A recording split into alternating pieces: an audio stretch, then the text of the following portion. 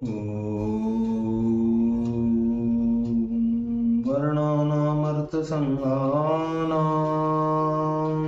रसानां छन्दसामपि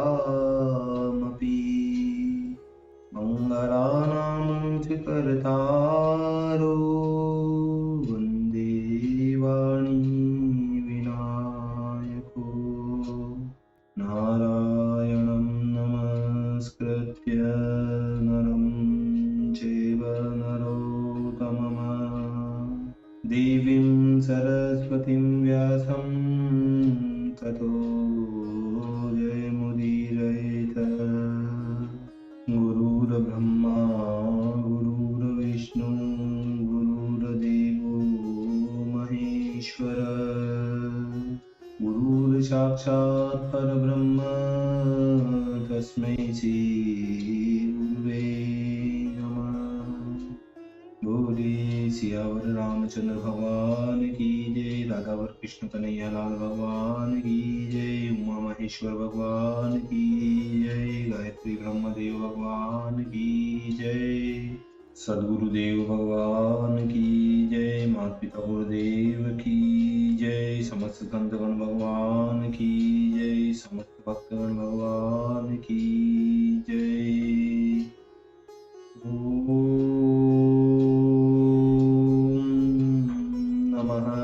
पार्वती पतये हर हर महादेव।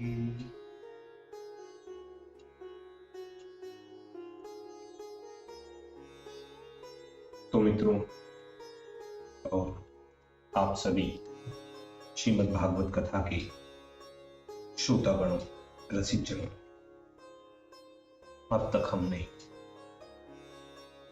श्रीमद् भागवत कथा की क्रमबद्ध रूप से कथा को श्रवण करते आ रहे हैं, कीर्तन करते आ रहे हैं, मनन करते आ रहे हैं, भजन करते आ रहे हैं।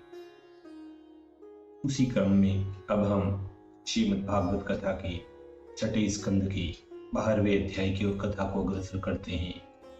आप सभी श्रेष्ठ श्रोतागण रसिक जन भगवान श्री राधा वल्लभ कृष्ण कन्हैया लाल की श्री चरणों में दृढ़ भक्ति रखते हुए कथा का श्रवण करें, कीर्तन करें, मनन करें, भजन करें। बोलिए राधावर कृष्ण कन्हैया लाल भगवान की जय। तो कहते हैं कि वृतासुर से हार कर बहुरी भयोत्साह महायुद्ध कर इंद्र ने मारो निश्चर नाह, मारो निश्चर नाह। तो श्री सुखदेव जी कहने लगे कि हे राजा परीक्षित, वृतासुर इस प्रकार समर क्षेत्र में अपने देह के त्यागने की इच्छा करता हुआ विजय से मृत्यु होना श्रेष्ठ मानकर शूल ग्रहण कर इंद्र के ऊपर ऐसे दौड़ा जैसे महाप्रलय के जल में मधु के टप देते भगवान विष्णु जी के ऊपर दौड़े थे। फिर पीछे जिस शूल के अस्त्र की अनि प्रलय काल के अग्नि के समान भयंकर थी, उस शूल को अति वेग से घुमाकर वृतासुर ने इंद्र के ऊपर चलाया। तत्पश्चात सिंहनाद कर क्रोध में भरकर बोला कि अरे हो पापी, अब तू मेरे हाथ से किसी प्रकार नहीं बच सकता। आज तुझे अवश्य यमपुर भेजूंगा। इस प्रकार के कटु वचन वृतासुर कहने लगा। हे राजन, हे राजा परीक्षित, वृतासुर का यह शूल उल्कापात ग्रह और उलूक के समान देखने में अयोग्य घूमता हुआ चला आता था। तथापि उसको देखकर देवराज इंद्र कुछ भी व्याकुल नहीं हुए और उन्होंने शतधार वाले वज्र से सरलता पूर्वक उस शूल को काट डाला और उसके साथ ही साथ एक भुजा इस वृतासुर की, जो कि सर्पाकार थी, काट कर गिरा दी। जब एक भुजा कट गई तब वृतासुर ने महाक्रोध करके दूसरी भुजा में परिध धारण करके ब्रजधारी इंद्र की ओर झपटा और वह परिध जाकर गजेंद्र की ओर इंद्र की ठोड़ी में मारी, जिससे देवराज इंद्र का हाथी ताड़ित हुआ और इंद्र के हाथ से भी ब्रज छूटकर पृथ्वी में गिर पड़ा। हे महाराज, वृतासुर का यह महाअद्भुत कर्म देखकर सुर, असुर, सिद्ध, चारण और गंधर्वगण अनेक प्रकार से उस असुर की प्रशंसा करने लगे, परंतु इंद्र के ऊपर बड़ी विपत्ति पड़ी देखकर बहुत ही शीघ्र सब ऊंचे स्वर से हाहाकार करने लगे। हे राजन, हाथ का वज्र गिर जाने से इंद्र लज्जित होकर अपने शत्रु के सन्मुख फिर उस वज्र को नहीं उठा सके। तब वृत्रासुर ने हंसकर इंद्र से कहा कि हे इंद्र, वज्र उठाकर अपने शत्रु का वध क्यों नहीं करते हो? यह विषाद करने का समय नहीं है। हे पुरंदर, उत्पत्ति, स्थिति और प्रलय एक सर्वज्ञ सनातन आदि पुरुष के सिवाय और दूसरे के हाथ नहीं है, क्योंकि सर्वत्र सदा विजयी तो केवल भगवान ही हैं। पराधीनात्मा आतताई युयुत्सु पुरुषों की सदा जय नहीं होती है, कभी जय होती है, कभी पराजय होती है। फिर तुम शोक किस लिए करते हो? हे देवराज, लोकपाल सहित यह समस्त लोक जिसके जाल में बंधे हुए पक्षियों की समान अवश्य होकर अपने अपने व्यापार में चेष्टा करते हैं, परंतु जय अजय का कारण वह काल रूप परमात्मा ही है। हे देवराज, वे भगवान ही सामर्थ्य, साहस, बल, प्राण, अमृत और मृत्यु के स्वरूप हैं, परंतु कैसा आश्चर्य है कि लोग उसको जयादि का कारण न जानकर जड़ रूप वर्तमान जो यह देह है इसको ही सबका कारण मानते हैं। हे भगवान, जिस प्रकार काठ की बनी हुई स्त्री अथवा जिस प्रकार यंत्रमय मृग पराधीन होकर स्वयं कोई चेष्टा नहीं कर सकते, अर्थात जैसे कोई नाचता है वैसे ही नाचता है, वैसे ही यह सब भूत भगवान के वश में है। बिना भगवान की इच्छा के कोई कार्य करने को समर्थ नहीं हो सकता। पुरुष, प्रकृति, अव्यक्त आत्मा, पंचभूत, इंद्रिया, अंतःकरण, यह सब सृष्टि की आदि में बिना उसकी कृपा से कुछ भी नहीं कर सकते।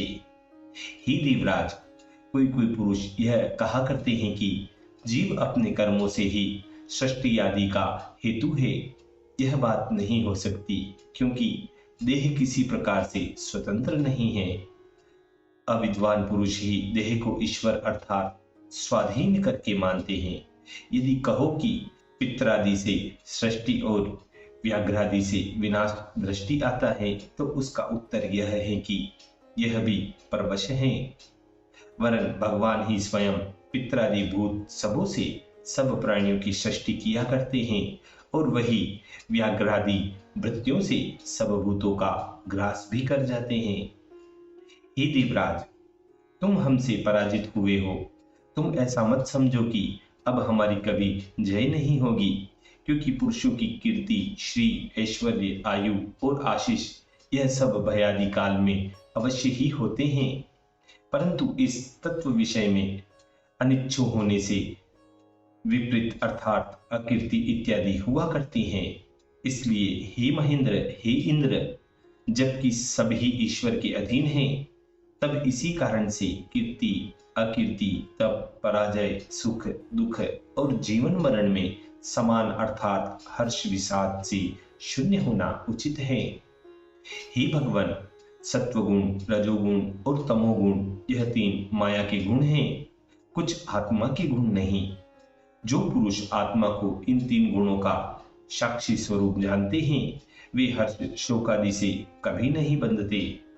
हे शक्र, हर्ष विषाद को दूर करने के लिए इस समय मैं ही तुम्हारा गुरु होता हूँ। मुझको देखो कि तुमसे मैं हार गया हूँ और मेरे अस्त्र शस्त्र भी टूट गए हैं, तो भी तुम्हारे प्राण संहार करने की वासना से यथाशक्ति युद्ध करते ही जा रहा हूँ। हे देवराज, हमारा यह समर दूत रूप है, इसमें परस्पर प्राण लगाना ही दाव है। वाण जो चलाते हैं यही पाशे रूप हैं, वाहन रूप इसकी नरदें घोट हैं और पृथ्वी रूप चौपड़ हैं। इस समय कोई नहीं जान सकता कि इस दूत में किसकी हार और किसकी जीत होगी। श्री सुखदेव जी बोले कि हे राजा परीक्षित, हे राजन, वृत्रासुर के निष्कपट वचन सुनकर देवराज इंद्र विस्मित हो गए और कपट रहित जानकर उसकी प्रशंसा करने लगे। फिर विस्मय त्याग कर और वज्र को ग्रहण करके हंसकर बोले, हे दानव, हे वृत्रासुर, तुम सिद्ध हो गए हो। अहो, तुम में इस प्रकार की बुद्धि उत्पन्न हुई है, इससे जाना जाता है कि सबके अंतःकरण में सबकी आत्मा और सुहृद जो जगदीश्वर हैं उनकी सेवा तुमने बहुत की है।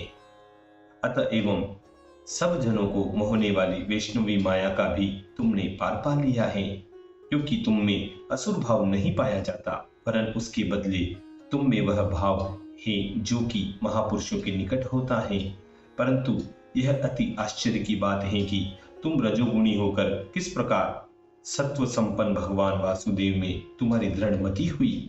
जो कुछ हो, जबकि सबके मोक्ष देने वाले भगवान हरि में तुम्हारी मति लगी है, और जबकि तुम में अमृत सागर में गोता लगाया है, तब तुच्छ घरतादि के तुल्य स्वर्गादि को जो है, इसमें तुम्हारा कुछ भी प्रयोजन नहीं है।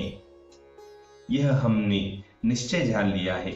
श्री सुखदेव जी बोलते हैं कि हे परीक्षित, धर्म ज्ञान की वासना से इस प्रकार कहते कहते इंद्र और वृतासुर दोनों जनों में घोर युद्ध होने लगा।